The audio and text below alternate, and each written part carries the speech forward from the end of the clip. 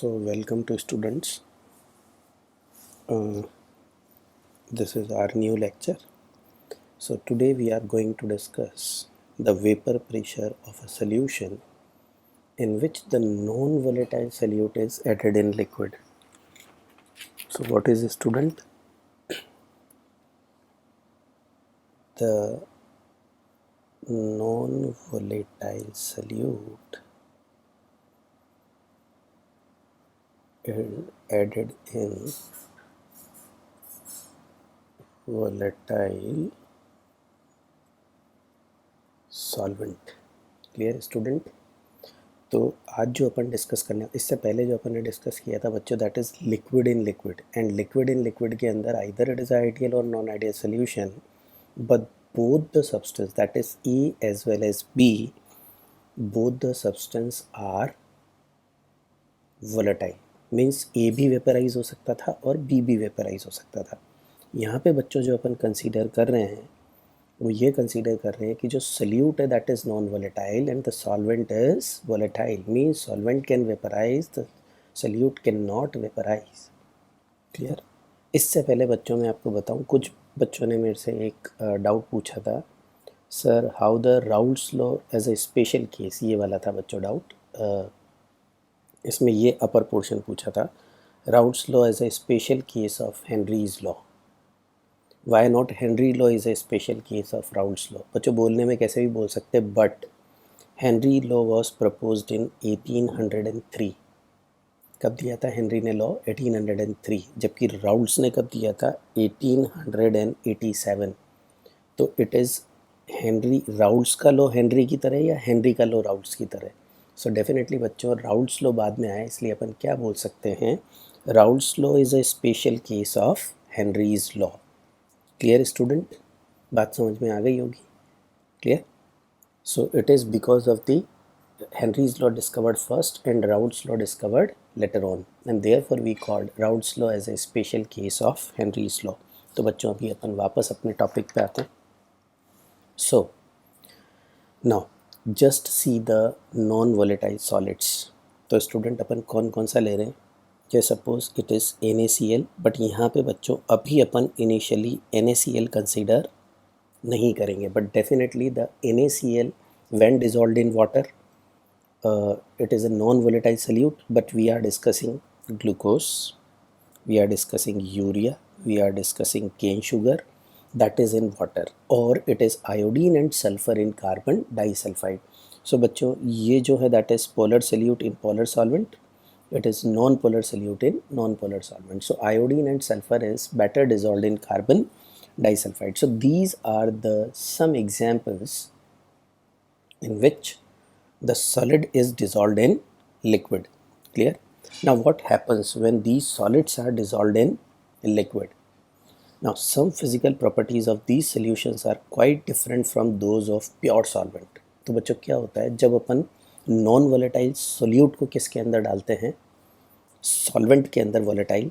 some of the physical properties of the solutions are quite different from those of pure solvent. Now कौन सी property? So just see. Now suppose this is a pure solvent student. इस container के अंदर it contain only pure solvent. So the entire surface is occupied by the molecule of the pure solvent और a liquid. So this surface student, this they all are occupied by the solvent. But if non-volatile solute is added to the solvent, the vapor pressure of solution at a given temperature is solely from solvent. अब what happens student when solute is added to this solvent? तो आप सिर्फ देखो ये जो container A है और this is suppose container B. So what happens in this container? Suppose this is the surface. These all particles of the surface are, ये क्या है student? These all are pure solvent molecule. But in this case, this is in container A. What is in container B student? In container B, there are some solute particle and some solvent particle. Solute, solvent, solute, solvent, solute, solvent, solute, solvent. So it's like this. Means some of the surface is occupied by solute. Some of the surface is occupied by the solute. Clear student, समझना. So if the non volatile solute is added, अब बच्चों अगर मान लो मैंने non volatile solute add किया तो vaporize कौन होगा? Vaporize is only solvent. So this is only solvent particle. They will vaporize. Why? Because student ये जो है solute particle, this solute is non volatile, so it can not vaporize or it will not vaporize. So if non volatile solute is added to the solvent, remember student, non volatile solute if added to the solvent, the vapor pressure of a solution at a given temperature is solely from solvent. Definitely it is completely from solvent. Clear? So this vapor pressure of solution at a given temperature is find out to be lower than the vapor pressure of pure solvent at the same temperature. अब student होता क्या है, because some of the surface is occupied by non-volatile solute, the particle which is present on the surface of solvent molecule will decrease. Plus there is a force of attraction between these two particle also, that is between solute and solvent. अब बच्चों कुछ जगह किसने occupy कर ली? solute particle ने. Because some of the places are occupied by the solute particle and they are not volatile, तो बच्चों सिर्फ कौन ऊपर जाएंगे? solvent particle. बट सरफेस पे solvent particle क्या है? कम है. तो कम जो solvent particle है वो क्या होंगे बच्चों? वेपराइज. क्योंकि कुछ जगह आपने solute particle ने उनको क्या कर लिया? रोक दिया बच्चों. Clear? Solvent is below that solute particle. So the number of solvent particle which will evaporate or which will vaporize will be less. तो बच्चों यहाँ पे जो सॉल्वेंट पार्टिकल अब वेपराइज होंगे वो क्या होंगे? कम होंगे. क्लियर? क्योंकि सरफेस पे ही बच्चों उनके पार्टिकल क्या है? कम. Because some of the surface is occupied by the solute particle. So what will happen? The number of solvent particle undergo evaporation is less and therefore the vapor pressure of this solvent. Clear? तो vapour pressure जो होगा बच्चों वो क्या हो जाएगा? Decrease. सो यही लिखा है the vapour pressure of a solution. Now because this is a solution at a given temperature is find out to be the vapor pressure of pure solvent. तो बच्चों यहाँ पे वेपर्स ज़्यादा बनेगी और यहाँ पे वेपर्स क्या बनेगी? कम. Why? Because some of the surface is occupied by the solute particles. So लिखा है बच्चों देखो, in solution the surface has the both solute and solvent molecule, thereby the fraction of the surface covered by the solvent molecule get reduced. Therefore the number of solvent molecule escaping from the surface is correspondingly reduced and the vapor pressure is reduced. तो जो बच्चों मैंने वही बोला ये यहाँ पे लिखा हुआ है. So this is the reason, because some of the surface is occupied by the solute particle, so the surface solvent particle will be reduced and therefore their evaporation is also reduced and therefore what will happen? The vapor pressure of solution is less than the vapor pressure of pure solvent at the given temperature. तो बच्चों आप इसको ये consider करो कि suppose यहाँ पे T temperature है, यहाँ पे भी बच्चों क्या है? T temperature. तो इस T टेम्परेचर के ऊपर द वेपर प्रेशर यहाँ पे जो होगा बच्चों और जो यहाँ पे वेपर प्रेशर होगा, यहाँ पे वेपर ज़्यादा बनेगी तो वेपर प्रेशर ज़्यादा होगा और यहाँ पे वेपर प्रेशर कम होगा. Means by the addition of solute particle, इस सॉल्वेंट में अगर मैं सल्यूट पार्टिकल ऐड कर दूँ तो क्या होगा? वेपर प्रेशर विल क्या होगा बच्चों? Vapour pressure will decrease. तो बच्चों क्या होगा? There is a decrease in a vapour pressure. Means कितनी इंपॉर्टेंट चीज़ है स्टूडेंट, क्योंकि वहाँ पे दोनों ए और बी दोनों वोलेटाइल थे तो प्रेशर अपन कैसे काउंट करते थे? P A plus P B. But यहाँ पे जो बच्चों होगा that is only the pressure of solvent, और वो जो सॉल्वेंट का प्रेशर है वो भी बच्चों ओवरऑल क्या हो जाएगा? Less solvent will be vaporise, तो overall solution pressure will decrease. तो जब अपन नॉन वोलेटाइल सल्यूट ऐड करते हैं, so when a non volatile solute is added to the pure solvent or volatile solvent, what will happen? The vapor pressure will decrease. तो solvent का या solution का vapour pressure बच्चों क्या हो जाता है? Decrease. Clear? Now just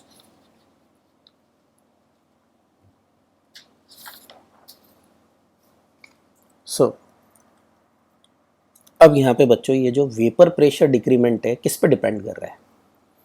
So definitely the decrease in a vapor pressure of solute depends on the quantity of non-volatile solute. So student, as such it depends upon the quantity of non-volatile solute. This is very very important student. यहाँ पे आप star लगा लेना. It depends upon the quantity of solute present in solution irrespective of its nature. It means if I put glucose molecule तो भी reduction बच्चों क्या आएगा आपका same. If I put urea solution तो भी वेपर प्रेशर में डिक्रीमेंट क्या आएगा same. Means if the solute particle is different, it does not depend upon its nature, it depends only on its quantity. So this is very very important student. The decrease in a vapor pressure is solely depend upon the nature of solute particle. It depends upon the not nature, it depends upon the quantity of solute particle, not on the nature of solute particle. Means student, मैं glucose रखूँ यहाँ पे बच्चों, यहाँ पे अपन अभी जो आपके NaCl है वो कंसीडर नहीं कर रहे हैं क्योंकि NaCl बच्चों डिसोसिएट हो जाता है, तो वो एक थोड़ा सा डिफरेंट सेगमेंट है जो अपन आगे वाली क्लास में डिस्कस करेंगे. If it is a glucose, if it is a urea, if it is a sucrose, if their quantities are same then their decrease in the vapour pressure is also same. अब बच्चों यहाँ पे भी quantity की बात आती है, तो quantity is not in terms of wait.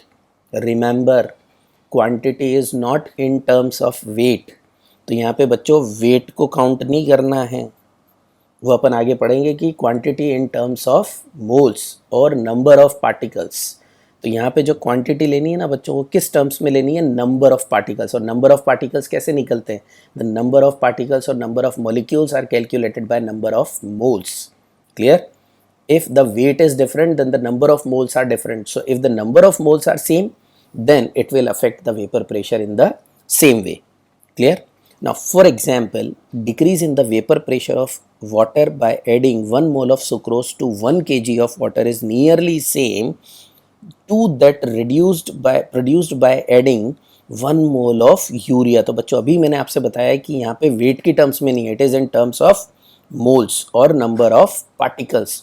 So just see, जो डिक्रीज इन वेपर प्रेशर कौन लेके आएगा, 1 mole of sucrose in 1 kg of water.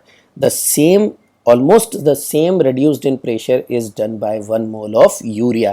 It means here the 1 mole is significant, not sucrose and urea is significant.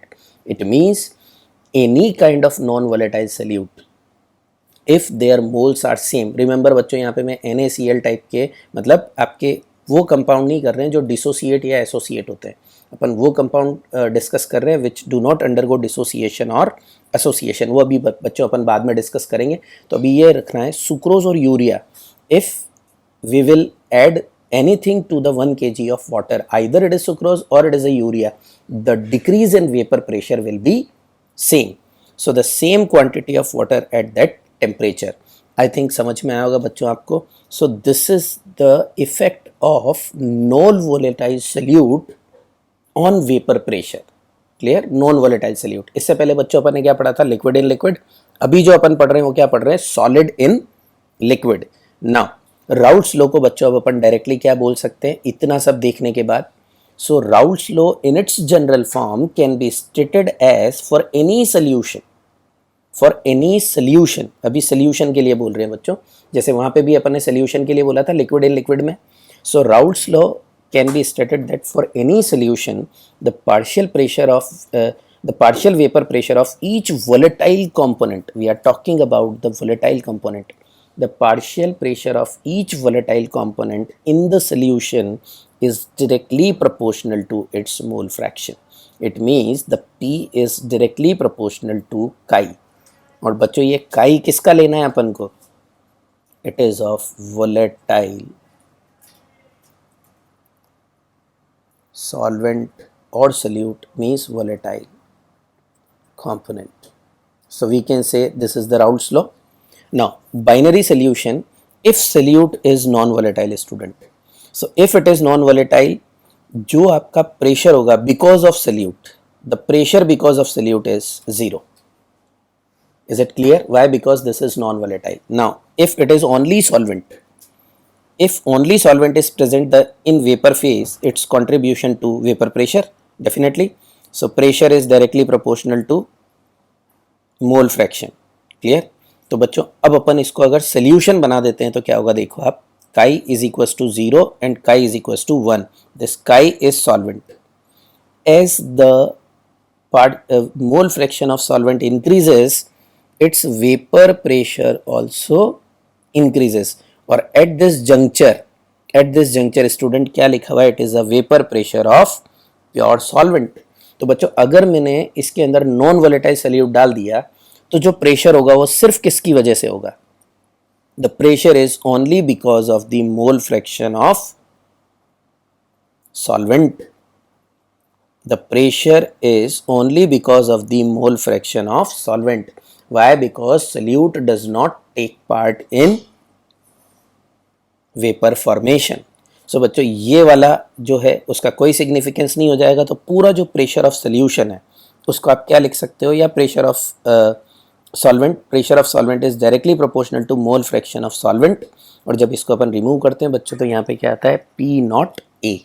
So this will be the formula when the non-volatile solute is added to the volatile solvent. I think बच्चों समझ में आया होगा. So this is the first vapor pressure when liquid is liquid added in it and both the liquids are what, volatile. And this is the second case, what happens to the vapor pressure when the non-volatile solute is added to the volatile solvent. Clear बच्चों. अब इसके बाद जो बच्चों जो सबसे important चीज़ आती है, मैंने आपको बताया था इस पूरे चैप्टर का जो सबसे इंपॉर्टेंट पार्ट है दैट इज़ व्हाट। तो बच्चों अब अपन उसके ऊपर ट्रांसफ़र हो रहे हैं, आपको मज़ा आएगा। यही बच्चों सबसे इंपॉर्टेंट पार्ट है, क्लियर। अगर आप मेरे से पूछो कि सर इसके ऊपर कितने स्टार लगाने हैं, तो बच्चों इसके ऊपर कितने स्टार लगाने, मैं लगाना चालू करता हूँ बच्चों, 1 2 3 4 5 means the most important portion of this chapter is colligative property. क्या है बच्चों इसकी, the most important part is colligative property. Now what is this colligative property is, these are the properties of solution. basically बच्चों यहाँ पे Latin में जो को का मतलब होता है, को हमेशा क्या होता है, टुगेदर, जैसे cooperative society, cooperative bank, corporation, clear. Liger का मतलब होता है मीन्स टू बाइंड, क्लियर। सो इसका जो मीनिंग है दैट इज कॉलिगेटिव प्रॉपर्टी का बच्चों ये लैटिन मीनिंग है।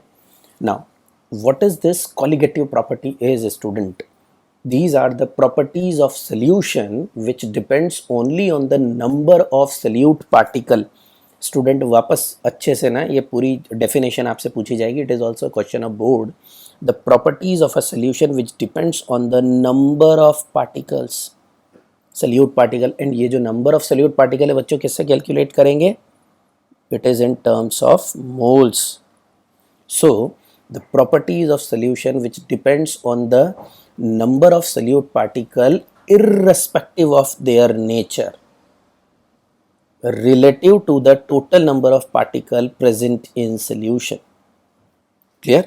So these are the properties of solution which solely depend upon the number of solute particle irrespective of their nature relative to the number of particles present in solution. तो बच्चों जैसे जैसे salute particle increase होंगे, as the number of solute particle increases, the colligative properties also increases. ऐसा बोल सकते हैं बच्चों पर, जैसे जैसे सल्यूट पार्टिकल इंक्रीज होंगे वैसे वैसे colligative property also increases. Clear? So what is colligative property, मैं वापस रिपीट कर रहा हूँ बच्चों, it is the properties of solution which depends only on the number of solute particle, means which depends upon the number of moles of solute particle, but number of moles में भी बच्चों कैसा होता है, in case of dissociation and association this will change, and therefore यहाँ पे जो लिखा है the more appropriate term which is written here is it depends upon the number of solute particle irrespective of their nature relative to the total number of particle present in solution. They are 4 in number, student. Colligative property 4 होती है. One is relative lowering of vapor pressure of solvent, depression of freezing point of solvent, elevation of boiling point of solvent and osmotic pressure of solution. बच्चों यहाँ पे देखो आप, relative lowering of vapor pressure of solvent, depression in the freezing point of solvent, elevation in the boiling point of solvent, and osmotic pressure is not solvent, it is of solution. So बच्चों यहाँ पे कौन सा हुआ, relative lowering and depression in freezing point, elevation in boiling point and osmotic pressure. अब बच्चों important देखना आप, vapor pressure अकेला is not a colligative property, it is relative lowering in vapor pressure is colligative property.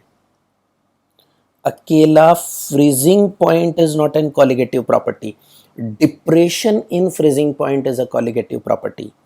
अकेला boiling point is not a colligative property, the elevation in boiling point is a colligative property, but अकेला osmotic pressure is a colligative property. So student, this is very common question asked, that which of the following is a colligative property, vapor pressure, freezing point, boiling point and osmotic pressure. Then student answer is only osmotic pressure, not all. Why? Because जब अपन vapor pressure लिखेंगे बच्चों तो क्या लिखेंगे, relative lowering of vapor pressure, freezing point लिखेंगे तो क्या लिखेंगे, depression of freezing point और depression in freezing point, and boiling point में क्या लिखेंगे, elevation of boiling point, and last is osmotic pressure. तो बच्चों ये याद रखना, the individual vapor pressure, the freezing point and boiling point, they are not colligative property. Vapour pressure में कैसे, which is colligative property, lowering of vapour pressure और relative lowering of vapour pressure. Freezing point में depression in freezing point, depression of freezing point, और boiling point में elevation of boiling point. और बच्चों osmotic pressure को आप directly क्या बोल सकते हो, कॉलिगेटिव प्रॉपर्टी. तो आई थिंक एक क्वेश्चन तो बच्चों इसी जगह पे क्लियर हो गया आपका कि अपन किसे क्या बोलेंगे, कॉलिगेटिव प्रॉपर्टी. अब बच्चों अपन यहाँ पे आते हैं सबसे पहले कंसेप्ट के ऊपर, जो जस्ट अभी अपन ने पढ़ा है उसी को बच्चों अपन आगे प्रोसीड कर रहे हैं. तो आप देखो, the first concept is what, the first colligative property is relative lowering of vapour pressure. तो बच्चों इसको अपन समझते हैं, अभी जस्ट समझा है इसीलिए मैंने सबसे पहले इसको लिया है. Now suppose A is solvent and the B is solute. Clear बच्चों, बी को अपन ने यहाँ क्या मान लिया, सल्यूट, और ए को बच्चों क्या मान लिया अपन ने, solvent. Now if suppose we have to calculate the pressure, clear, pressure of solution, or we can also say that pressure of solvent. अपन बच्चों दोनों बोल सकते हैं, pressure of solute भी बोल सकते हैं, pressure of solvent solution भी बोल सकते हैं, और pressure of solvent भी बोल सकते हैं. So इसको बच्चों अपन कैसे लेंगे, just see it. Now if we have to calculate the total pressure of solution, so बच्चों total pressure of solution आप कैसे लोगे, total pressure of solution, how we can calculate, it is PA plus PB, ऐसा ही लेंगे. just see student ना, the pressure of solution here according to this Dalton's law of partial pressure and Raoult's law, PS is equals to PA plus PB, ये Dalton's law के हिसाब से लगाया बच्चों. but what is solute बच्चों, here the solute is what, non volatile. बच्चों याद रखना, ये सब कौन से केस को डिस्कस कर रहे हैं अपन, यहाँ पे none of the solute is volatile, it is non volatile solute. Colligative property भी तभी लगाते हैं अपन जब क्या ऐड करते हैं बच्चों, non volatile solute. So suppose this is non volatile. Now what happens to this, the pressure because of this B is what, it is 0, so we cannot consider it. तो बच्चों जो pressure of solution है वो totally किसके बराबर हो गया, it is equal to the pressure of solvent. किसके बराबर हो गया बच्चों, ये प्रेशर ऑफ सॉल्वेंट. तो इसको मैं कैसे लिख सकता हूं, suppose it is P naught into chi of solvent, लिख सकते हैं बच्चों, pure vapour pressure of solvent multiplied with chi of solvent. Now what is this, this is Raoult's law. Clear. और इसी चीज को बच्चों यहां पे कैसे लिखा है, because B does not take part in vapour formation, so the pressure of solvent is directly proportional to its mole fraction. So the pressure of solvent is equals to chi A into PA. अब इसको बच्चों pressure of solvent भी बोल सकते हो, और क्योंकि वहां पे solvent ही volatile है, so this is also the pressure of solution, because the solution pressure is only because of solvent. So PS, that is if we can say that either it is a solution or it is a solvent. So solvent ले लिया बच्चों यहाँ पे, तो pressure of solution और solvent is equal to P naught into chi of solvent. बच्चों ये chi और chi b की टर्म्स में की जगह मैक्सिमम बुक्स में जो फॉर्मूला आप लोग पढ़ोगे वो ज़्यादातर इस टर्म्स में पढ़ोगे, देयरफॉर इट इज़ इंपॉर्टेंट. ये तो अपनी टेक्स्ट बुक में दिया है बच्चों ऐसा, इसलिए मैंने ऐसा समझाया है. अदरवाइज ये वाला जो फॉर्मेट है this is most common in most of the books. So अब यहाँ पे बच्चों क्या लिख सकते हैं अपन, तो इसी को मैं बच्चों आगे एक्सटेंड कर रहा हूँ फ्रॉम दिस साइड ना, इस तरफ आ गए अपन. तो देखो आप PS is equals to P naught into chi of solvent. Now what is this chi of solvent? Chi of solvent को बच्चों क्या लिख सकते हैं, 1 माइनस काई ऑफ सल्यूट. क्या लिख सकते हैं बच्चों काई ऑफ सॉल्वेंट को, 1 माइनस काई ऑफ सल्यूट. नाउ इसको मल्टीप्लाई किया बच्चों, P नॉट इंटू 1 क्या आया, P naught minus P naught into chi of salute, तो क्या है बच्चों P naught into chi of salute. Now अब बच्चों इस P naught into chi of salute को मैं लेफ्ट में ले गया और PS को किधर लेके आ गया, राइट साइड में. तो अब बच्चों आप ये देखो जैसे ही मैं इसको इधर लेके जाऊंगा तो it is P naught into chi of solute is equal to P naught minus PS.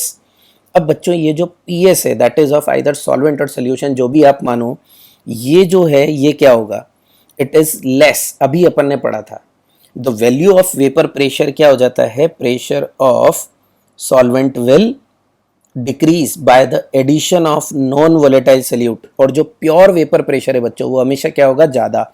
So this is pure vapour pressure minus the vapour pressure of solvent by addition of salute.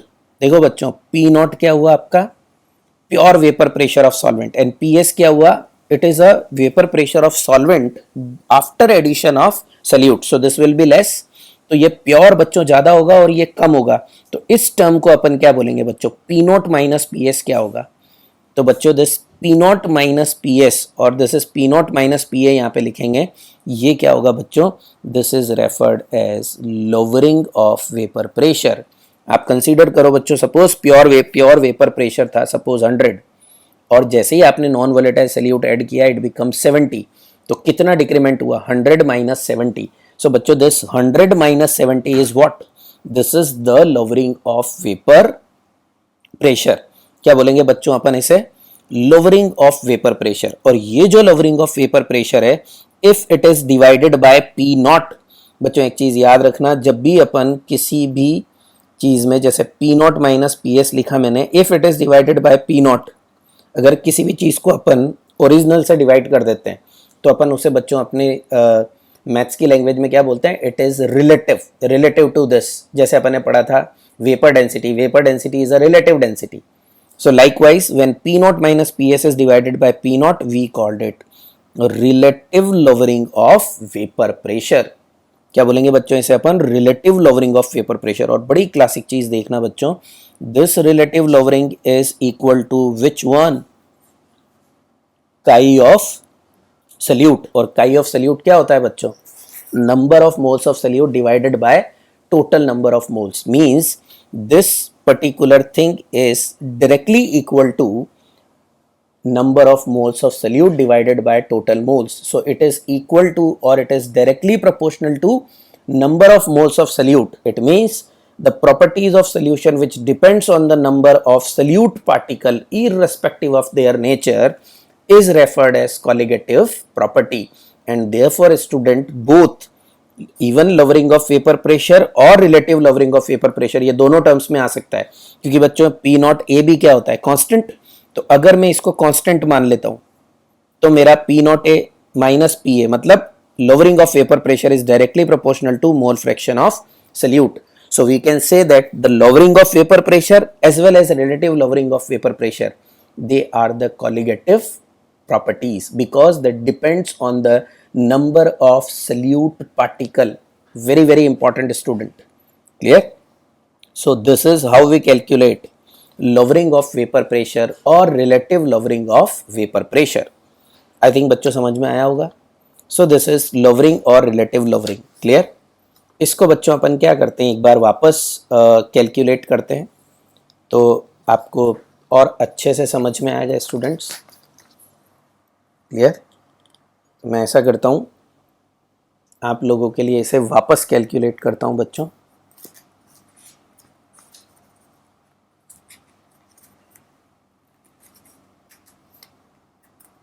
तो आप लोगों को ज़्यादा अच्छे से clear होगा। Clear? Now just see, अपने पास salute भी था बच्चों और अपने पास सॉल्वेंट भी था। Now just consider we have a both solute as well as solute. Solute क्या था बच्चों? Non volatile. Because it is non volatile therefore it does not take part in vapor formation, so only solvent is contribute to vapor formation. So we can write it as a pressure of solution now directly proportional to chi of solvent, और pressure of solvent भी बोल सकते हो आप, it is directly proportional to chi of solvent. So this is pressure of solution directly proportional to chi of solvent. Now pressure of solvent is equal to P naught A into मतलब P naught, that is pure vapor pressure of solvent into chi of solvent. Now in place of chi of solvent we can write it as a P naught into 1 minus chi of solute. Now when P naught multiplied with it is P naught minus P naught into chi of solute.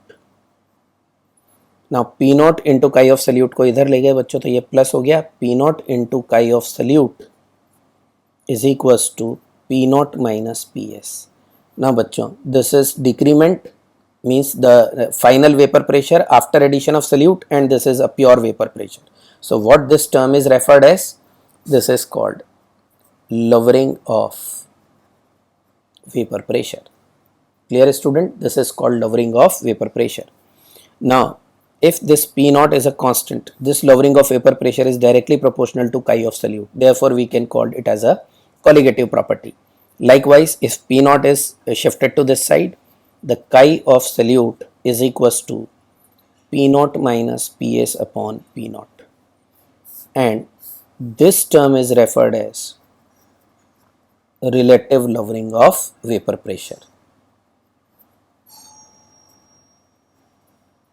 Solvent. So this is called relative lowering of vapor pressure of solvent. Now students see, in most of the cases, this is what? This is delta P. So it is delta P upon P naught. We can write it as a delta P upon P naught. Clear? So this is chi of solute.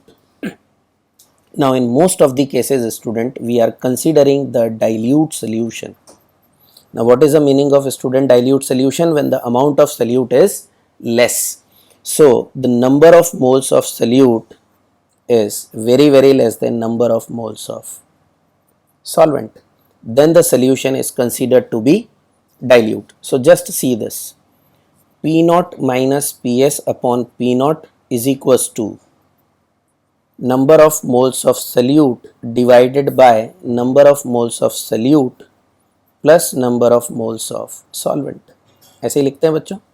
Now the solute का moles very less than solvent. तो बच्चों कहाँ पे neglect कर सकते हैं? Plus minus में.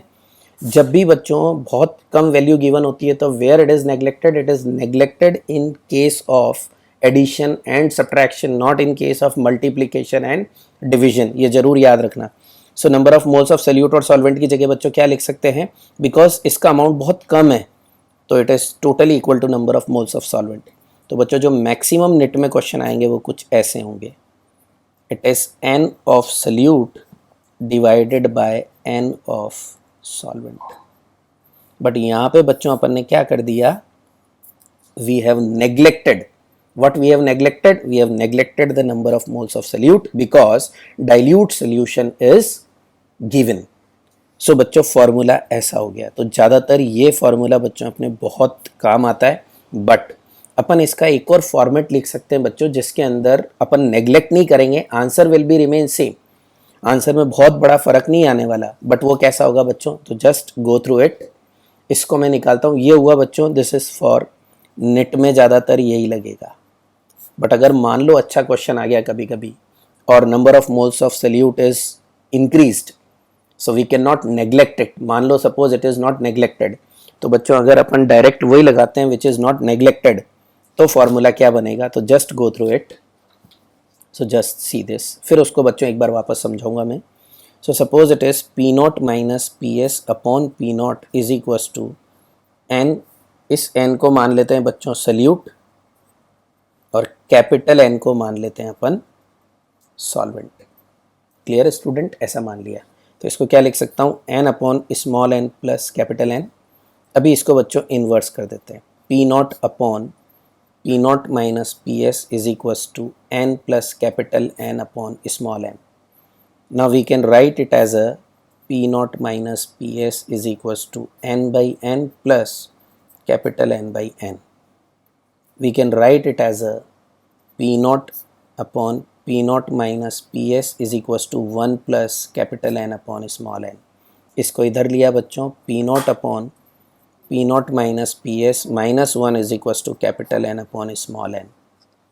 Now we can write it as a student P naught minus PS upon P naught minus P S is equals to capital N upon n. इसको अभी बच्चों इन्वर्स, पहले देखो यहाँ से इसको ओपन करें, so it is P naught minus P naught plus P S upon P naught minus P S is equals to capital N upon small N. P naught से पी नॉट कैंसिल, इन्वर्स किया बच्चों तो क्या आ गया, P naught minus P S upon P S is equals to small N upon capital N. So बच्चों this is the formula, इसमें कोई मिस्टेक नहीं होगी बच्चों अगर इससे आप रेगुलर कैलकुलेट करते हो तो। So this is the formula where we can not, we have not neglected it. तो बच्चों अपन को अप्रोक्सीमेशन लेने की ज़रूरत नहीं पड़ी, तो आप ये फॉर्मूला भी कर सकते हो, but this is not student the relative lowering. This is important because it is P naught minus P S upon P S. What is relative lowering? Relative lowering is P naught minus P S upon P not. This is relative lowering. Clear student? So this is basically the other derivation student. So इसी को बच्चों मैंने वापस नीचे किया है. So just we go through it. One is without neglect and one is with neglect. Now this is the relative lowering. It is equals to chi of solute. In a solution containing several non-volatile solute student, the lowering of vapor pressure depend upon the sum, उसमें sum करना है, sum of the mole fraction of different solute, means chi 1 plus chi 2 plus chi 3 plus chi 4. मतलब if you have put so many solute we have to do summation of all. Clear student? Now this is the modification of this formula for a dilute solution where the number of moles of solute is very less than number of moles of solvent. Student, the number of moles of solute plus solvent is nearly equal to n of solvent. Why? Because solute is neglected. So बच्चों P naught minus PS upon P naught को क्या लिखेंगे अपन? n of solute upon n of solvent, क्योंकि ये neglect कर दिया मैंने. So P naught minus P S upon P naught को क्या लिखेंगे बच्चों? नंबर ऑफ मोल्स कैसे निकालते हैं? Weight of solute upon molar mass of solute. इसका उल्टा कर दिया बच्चों, यहाँ पे वेट ऑफ सॉल्वेंट, ऊपर चल जाएगा molar mass of solvent. So this is the formula which we can use. Now student, अब अपन इसको, ये दूसरा जो मैंने आपको डेरिवेशन बताया था उसको किया है. P naught minus P S upon P naught, it is n of solute upon n of solute plus n of solvent. इसको उल्टा किया बच्चों तो P naught upon P naught minus P S is equal to n solute plus n solvent upon n solute. बच्चों ये कितना हो गया? N solute upon n solvent is equal to P naught minus P S minus 1. ये बच्चों वही derivation है जो अभी मैंने करके बताया. तो जब ये डेरिवेशन आपने पूरा कंप्लीट किया बच्चों, तो विदाउट नेग्लेक्ट जो फॉर्मूला आया वो ये आया, P naught minus P S upon P S n of solute upon n of solvent. यहाँ पे कैसा आ रहा था बच्चों? यही रिलेटिव लवरिंग के बराबर आ रहा था, n of solute upon n of solvent. Clear बच्चों? निट में डेफिनेटली ये फॉर्मूला ज़्यादा यूज होता है. क्लियर? बट कभी कभी ये यूज हो सकता है, बट इसको अगर यूज करोगे तो it is not mistake. Why? Because this is without any neglect. Clear? But generally अपन को ये यूज करना है. बट बच्चों अच्छा KVPY और कहीं पे क्वेश्चन आए मान लो, और सपोज अच्छा क्वेश्चन आए जहाँ पे number of moles of solute is more, then we can not neglect it. बच्चों इस तरह के क्वेश्चंस अपन करेंगे, तो जब मैं आपको दूंगा तो आपको पता चलेगा कि कहाँ पे आपको डाइल्यूट कंसीडर करना है, कहाँ कॉन्सेंट्रेटेड. बच्चों मैक्सिमम केसेस में we have to consider dilute. Clear?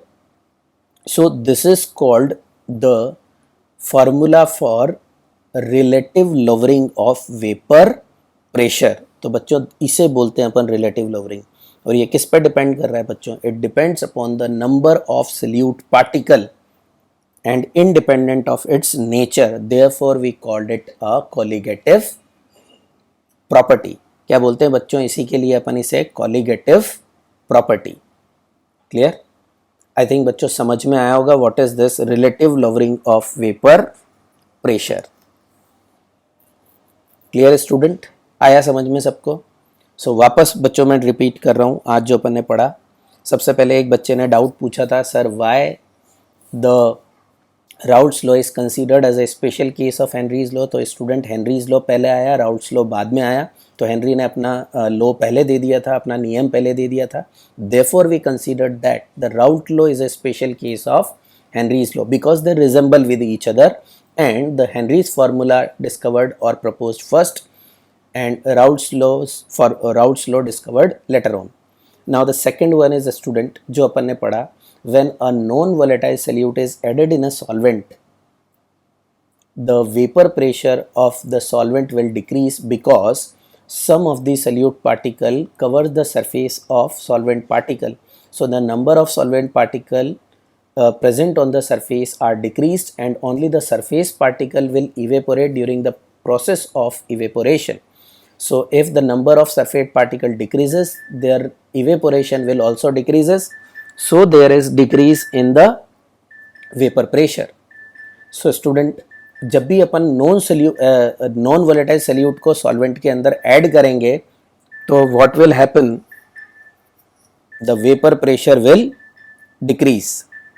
Clear student? फिर उसके बाद अपन ने पढ़ा there is a term which is referred as colligative property.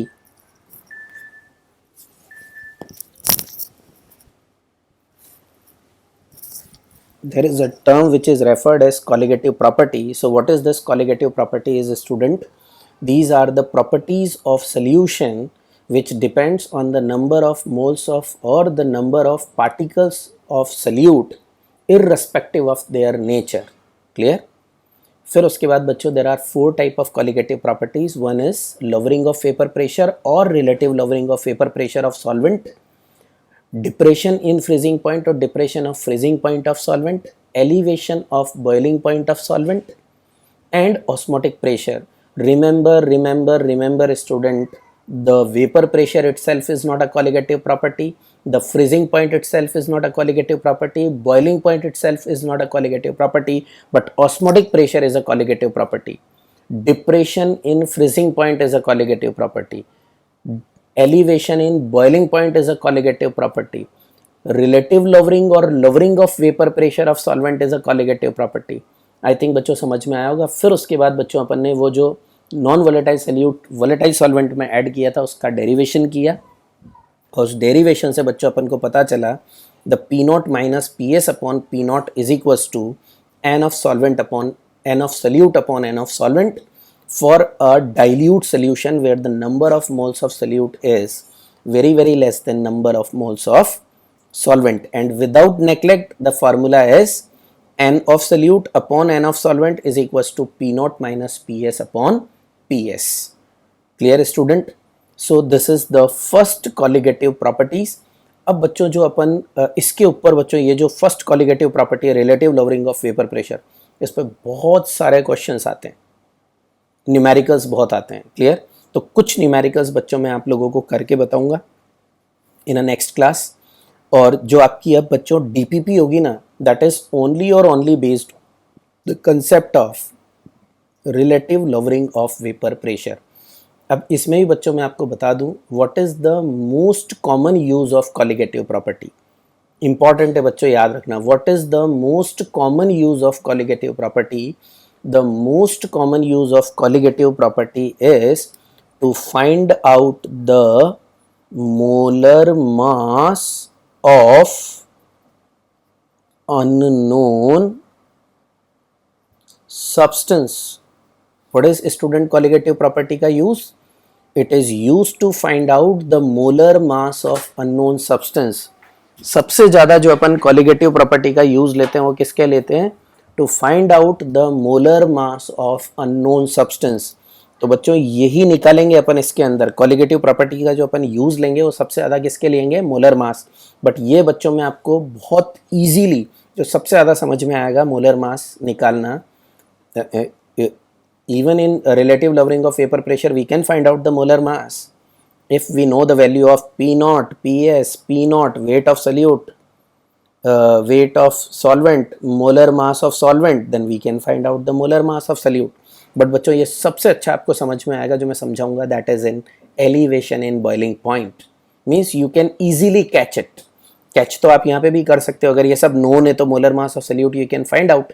But वहाँ पे बच्चों एक जिसे बोलते हैं ना अपन रियल फिलिंग, तो जैसे ही मैं एलिवेशन इन बॉइलिंग पॉइंट में समझाऊंगा आपको रियल फिलिंग आएगी, हाँ sir we can find out the molar mass of unknown substance. So what is the main use of colligative property, student? To find out the molar mass of unknown substance. Clear, student? So in a next section we will